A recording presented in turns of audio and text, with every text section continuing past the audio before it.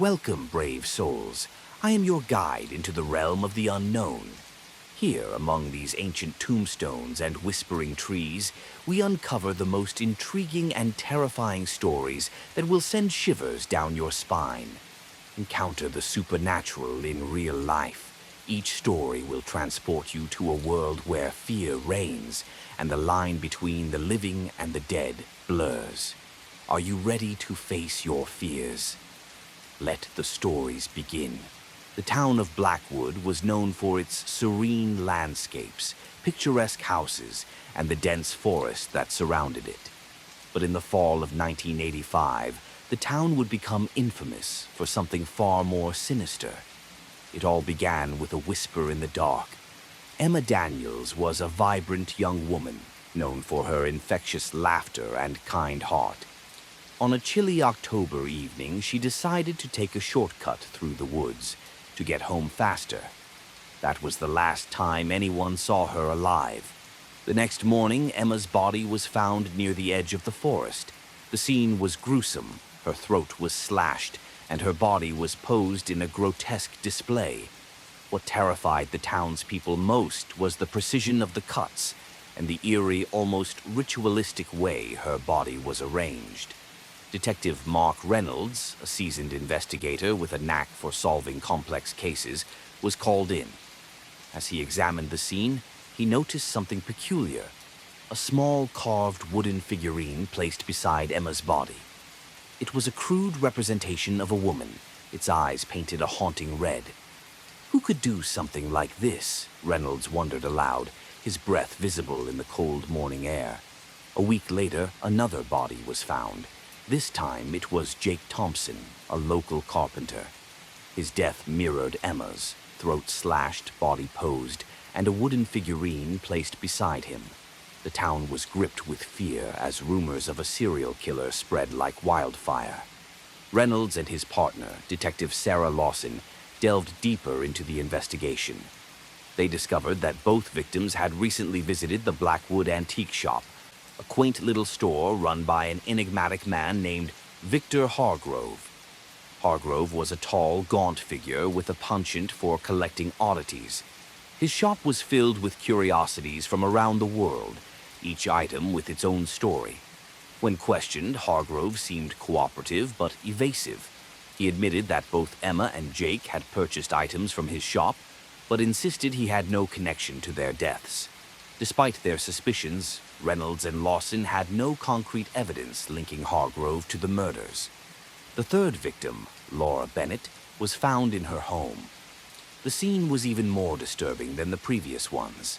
Her blood was used to draw intricate symbols on the walls, and her body was dismembered with surgical precision. As with the other victims, a wooden figurine was found nearby. Reynolds couldn't shake the feeling that the figurines held a crucial clue. He took them to a local historian, Professor Alan Whitaker, who specialized in ancient rituals and folklore. Whitaker's eyes widened as he examined the figurines. "These carvings are similar to those used in old pagan rituals," he explained. "They were believed to trap the souls of the deceased." Reynolds felt a chill run down his spine. Could the killer be performing some twisted ritual? As the investigation progressed, Reynolds and Lawson discovered a link between the victims. All three had attended a séance hosted by a mysterious woman named Eliza Blackwood. Eliza was known for her occult practices and claimed to communicate with spirits. Intrigued, the detectives decided to attend one of her séances undercover. During the séance, Eliza entered a trance-like state, muttering in an ancient language. The atmosphere grew thick with tension as the room filled with whispers and shadows seemed to dance on the walls. Suddenly, Eliza screamed and collapsed, clutching her chest. When she regained consciousness, she whispered, "The darkness has awakened. He is coming for you all." The next morning, Eliza was found dead in her home, her body mutilated in the same ritualistic manner as the others. Reynolds and Lawson were now more determined than ever to catch the killer. They reviewed the evidence again and realized they had overlooked a crucial detail. Each victim had received a cryptic note before their death. written in the same ancient language Eliza had spoken. Using the notes, Reynolds and Lawson traced the origin of the language to a cult that once existed in Blackwood centuries ago. The cult believed in an entity known as the Whisperer, a malevolent spirit that demanded human sacrifices. The detectives theorized that the killer was trying to resurrect this entity. Desperate to catch the killer, Reynolds and Lawson devised a plan. They spread false information that a new séance would be held in town, hoping to lure the killer out.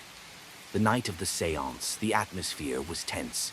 The town hall was filled with nervous residents and undercover officers. As midnight approached, a hooded figure emerged from the shadows. It was Victor Hargrove. He moved with an eerie grace, his eyes gleaming with madness. The room fell silent as he began to speak in the ancient language, his voice growing louder with each word. Before he could finish, Reynolds and Lawson sprang into action, tackling Hargrove to the ground. He fought with surprising strength, but they managed to subdue him. As they pulled back his hood, they saw the face of a man consumed by darkness. With Hargrove in custody, the town breathed a collective sigh of relief. But Reynolds couldn't shake the feeling that something was still amiss. As he reviewed the case files one last time, he noticed a pattern in the dates of the murders. They coincided with lunar cycles. Realization hit him like a bolt of lightning. The killer wasn't Hargrove, he was merely a pawn. The true mastermind was still out there, hiding in the shadows, waiting for the next lunar cycle to strike. As the next full moon approached, another body was found, marked with the same ritualistic symbols.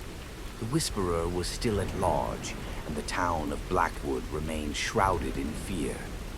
Detective Reynolds stood at the edge of the forest, the whispers of the past echoing in his ears.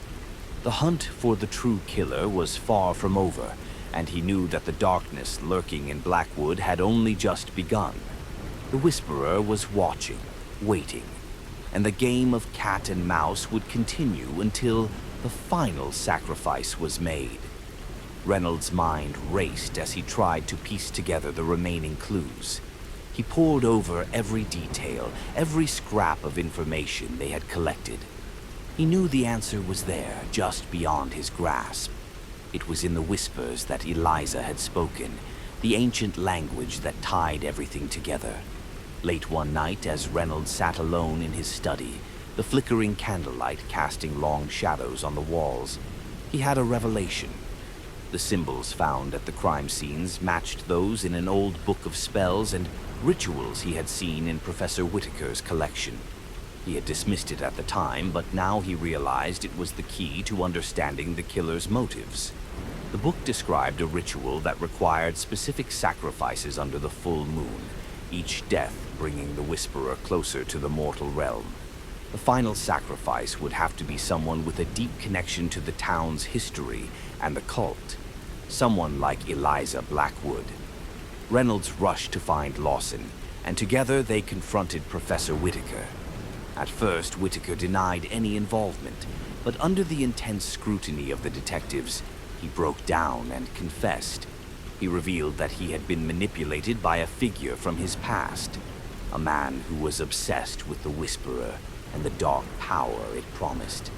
This man was none other than Eliza's father, Arthur Blackwood, who had faked his death years ago to continue his twisted experiments in secret. Arthur had discovered the ancient cult's rituals and believed he could harness the Whisperer's power for himself. He had used Hargrove and Whitaker as pawns in his deadly game. With this new information, Reynolds and Lawson devised a plan to trap Arthur.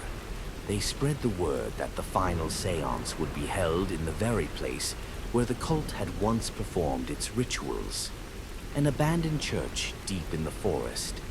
On the night of the full moon, the church was surrounded by officers, hidden in the shadows. Inside, Reynolds and Lawson waited, their nerves on edge. As the clock struck midnight, a figure emerged from the darkness, Arthur Blackwood, clad in a robe and holding a ceremonial dagger. Arthur began to chant in the ancient language, his voice rising with each word. The air grew thick with tension, and the shadows seemed to come alive. Just as Arthur raised the dagger to complete the ritual, Reynolds and Lawson sprang into action. "Drop the knife, Arthur," Reynolds shouted, his gun trained on the madman. Arthur hesitated, his eyes filled with a manic gleam. "You can't stop it now. The Whisperer will rise." Before Arthur could react, Lawson tackled him to the ground, knocking the dagger from his hand. The officers rushed in, restraining Arthur and ending his reign of terror. As they led Arthur away, Reynolds felt a sense of relief wash over him. The nightmare was finally over. The Whisperer had been denied its final sacrifice, and the town of Blackwood could begin to heal. In the days that followed, the town slowly returned to normal. The shadows seemed less menacing, and the whispers in the dark faded away. Detective Reynolds stood at the edge of the forest, looking out at the town he had sworn to protect. He knew that evil would always lurk in the shadows, but he also knew that as long as there were people willing to fight it, the light would always prevail. Blackwood had faced its darkest hour and emerged stronger. The whispers had been silenced, and the town could finally find peace. From these horrific and gruesome murders, we will move on to other even more terrible and gruesome murders. In the quiet, unsuspecting town of Elmhurst, a lurking presence went unnoticed. The residents led simple lives, trusting their neighbors and rarely locking their doors. But in the shadows, a predator watched, planning his next move with meticulous precision. Jonathan Kane, a nondescript man with an unassuming demeanor, blended seamlessly into the fabric of society. By day, he was an ordinary librarian, helping patrons find their next read. By night, he became the Phantom Stalker, a name the media would later coin for him. His obsession with his victims began with mere glimpses, escalating into full-blown surveillance. Kane selected his victims based on a twisted sense of beauty and vulnerability. Young women living alone with routines easy to predict. He followed them for weeks, learning their schedules, their habits, their secrets. He'd often find them in coffee shops, grocery stores, or during their evening jogs. His dark urges drove him to collect mementos, a strand of hair, a piece of clothing, anything that kept him connected to them. Emily Harrison was his first. A vibrant 26-year-old schoolteacher, she loved painting and often spent her evenings at home, lost in her artwork. Kane watched her for months, finding pleasure in her routine. He broke into her apartment one cold December night, slipping through an unlocked window. Emily was in her studio, painting, unaware of the danger lurking behind her. Kane moved silently, a syringe filled with a paralyzing agent in his hand. He injected her swiftly, watching as her body seized, then fell limp. He tied her to a chair, arranging her as if she were his latest masterpiece. The kill was ritualistic, each action performed with care and precision. He used a knife to carve intricate patterns into her skin, reveling in the control he had over her life and death. The next morning, Emily's absence from work raised concerns. Her colleague, Sarah, went to check on her, only to find the door ajar. Inside, Emily's lifeless body sat in a pool of blood, her skin a canvas of horror. The police arrived, baffled by the scene. Detective Laura Bennett, a seasoned investigator, took charge of the case, feeling an unsettling chill as she examined the grotesque display. Weeks passed, and the town of Elmhurst was on edge. The media frenzy added to the fear, dubbing the killer the Phantom Stalker. Detective Bennett and her team pored over the evidence, finding little to go on. Kane's careful planning left no traces, no fingerprints, no DNA. The only clue was a single black feather, left deliberately at the crime scene. 2 months later, another body was found. Lisa Turner, a 24-year-old barista, was discovered in her apartment. She had been strangled, her body mutilated in the same ritualistic manner as Emily's. A black feather lay beside her, confirming Bennett's fear. A serial killer was at work. Bennett's investigation intensified. She identified a potential connection between the victims. They frequented the same coffee shop. Surveillance footage revealed a common face in the background, always present, always watching. The man was Jonathan Kane.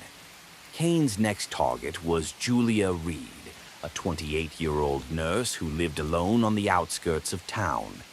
Julia had a habit of jogging late at night, a routine Kane had memorized. One night he followed her, staying just out of sight. She sensed something was wrong and quickened her pace, but it was too late. Kane pounced, dragging her into the nearby woods. He tied her to a tree, relishing her fear. But this time something changed.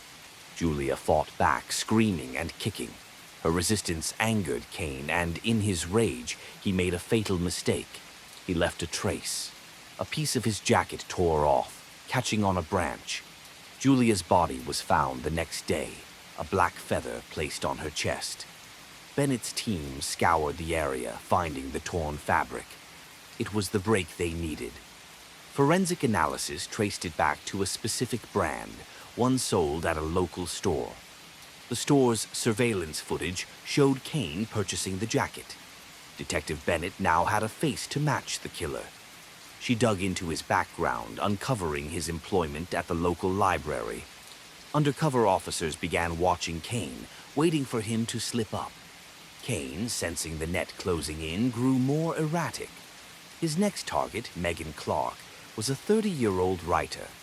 She lived in a secluded house, providing Kane the isolation he needed for his final masterpiece. He broke into her home, but Megan was prepared. She had seen the news, sensed she was being watched, and had set up a silent alarm. The police arrived just as Kane was about to strike. A tense standoff ensued, with Kane holding Megan at knife point. Detective Bennett, desperate to save her, engaged Kane in a psychological duel, playing on his need for control. She convinced him to let Megan go in exchange for an interview, a chance to tell his story. Kane was arrested, his reign of terror over. The town of Elmhurst slowly began to heal, though the scars remained. During his trial, Kane revealed the extent of his crimes, describing each kill in chilling detail. He showed no remorse, only satisfaction in his work. Detective Bennett received commendations for her bravery, but the case haunted her. The phantom stalker had been caught, but the darkness he brought would never fully dissipate. In the end, Kane was sentenced to life in prison, where he spent his days in solitary confinement.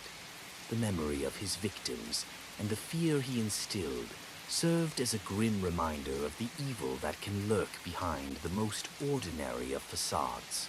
As the years passed, the legend of the Phantom Stalker became a ghost story told to frighten children, a dark chapter in Elmhurst's history. But for those who lived through it, the fear was real, a reminder that sometimes the most terrifying monsters are the ones who walk among us, unnoticed until it's too late. So, brave souls, our journey in the shadows is coming to an end for tonight. We hope that these stories have stirred your imagination and given you goosebumps. Remember, the world is full of secrets waiting to be discovered, and the line between reality and the supernatural is thinner than you might think. If you enjoyed today's stories and want to hear more creepy and unexplained, don't forget to like this video and subscribe to our channel. By subscribing, you will be the first to know about new stories of horror and intrigue. Click on the bell icon so you don't miss a single creepy story. Thank you for joining us.